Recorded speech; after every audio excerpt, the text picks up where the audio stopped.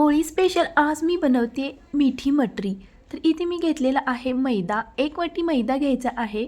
अगदी थोडंसं मीठ घालायचं आहे। नंतर इथे तुपाचे मोहन घालायचे आहे। आता हे तूप आपण पिठाला चोळून घेऊया। चांगलं पिठाला हे पीठ चोळून घेतले की नंतर थोडं थोडं पाणी घालून आपल्याला हे पीठ घट्ट मळून घ्यायचं आहे। जास्त सैलसर मळू नका। पीठ मळून झालेलं आहे, आता भिजत ठेवूया 10 मिनिटे। नंतर इकडे आपण स्लरी करून घेऊया। इथे मी तांदळाचे पीठ घेतलेलं आहे आणि तूप घालून ही स्लरी बनवून घेऊया, म्हणजे साठा। तर साठा आपला इथे तयार आहे आणि इकडे पीठ ही आपलं छान भिजलेलं आहे। आता आपण एकसारखं पीठ छान मळून घेऊया आणि नंतर याचे गोळे करूया।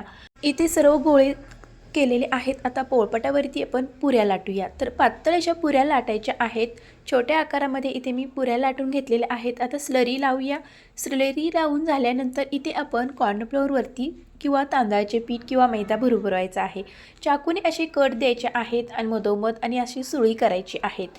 असं रोल करत करत यायचं आहे आणि बंद करायचं आहे दोन्ही बाजूनी आणि नंतर आतमध्ये फोल्ड करायचं आहे। असा गोल शेप द्यायचा आहे आणि थोडेसे चपटं करून आपल्याला हे लाटून घ्यायचं आहे। आता इथे आपल्या मटऱ्या छान लाटून तयार झालेल्या आहेत। आता आपण पाक बनवूया। तर 1 वाटी मैद्यासाठी 1 वाटी इथे साखर घेतलेली आहे आणि 1 वाटी पाणी घालायचं आहे।